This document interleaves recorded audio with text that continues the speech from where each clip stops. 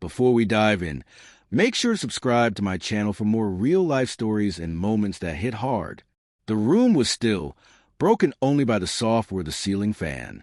Inside me, however, a storm raged. I had laughed, thinking it was harmless. A tiny joke about another man, clever in my mind, innocent. He probably won't even notice, I whispered to myself, half to ease the tension, half to quiet my own conscience. But the moment the words escaped my lips, the air changed. Daniel, my husband, didn't laugh. He didn't flinch. He just sat there, hands folded neatly on the table, eyes distant.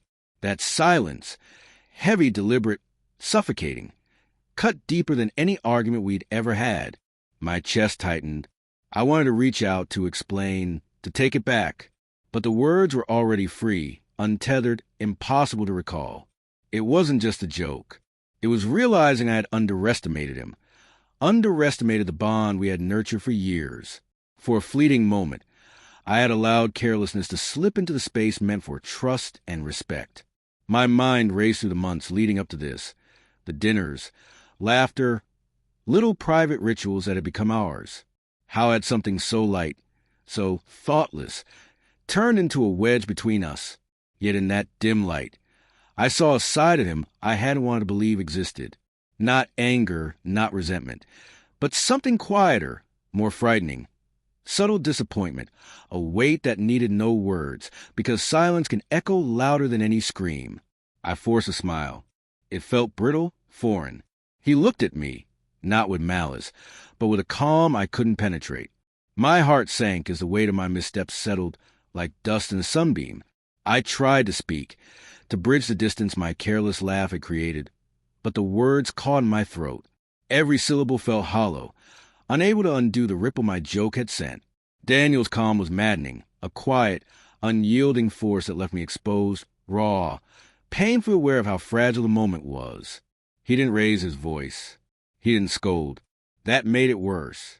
My mistake was magnified in the stillness, each second stretching into an eternity of silent judgment I couldn't escape. Memories of our early days flashed through me. How patient he had always been, how he listened with complete attention, how his presence alone comforted me.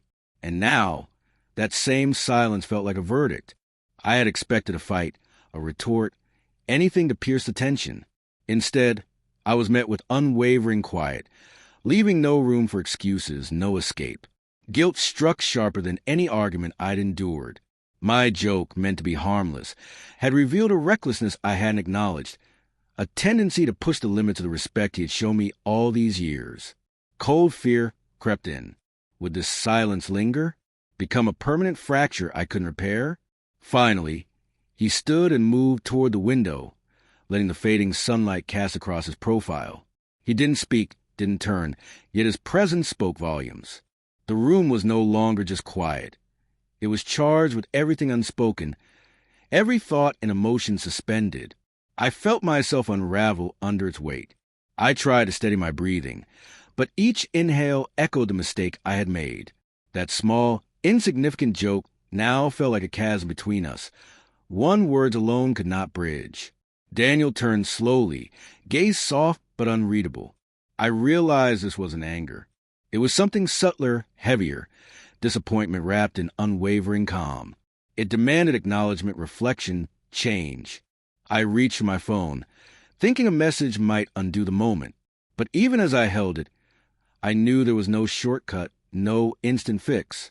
The lesson wasn't what I had said, but in how it landed, how a careless comment could pierce a bond built over years. Regret settled in my chest, quiet but insistent, refusing to be ignored. Minutes or hours passed. Time lost all shape in the thick silence. Finally, Daniel spoke. His voice measured, steady. "I don't need an apology right now," he said. "I need you to understand why it matters." In those words, I felt both the weight of my error and the depth of his patience. The room, once suffocating, now felt like a place where repair could begin. But only if I truly saw, truly listened, truly respected the quiet strength that had always held us together. That night, I learned silence could teach more than any argument. Words can wound, but the absence of words can carve clarity, humility, and understanding into the heart. My joke had been a spark, but his calm ignited the reckoning. As I sat there with my thoughts, I knew moving forward would require more than laughter. It would require reverence, attention, and the careful tending of something far too precious to risk.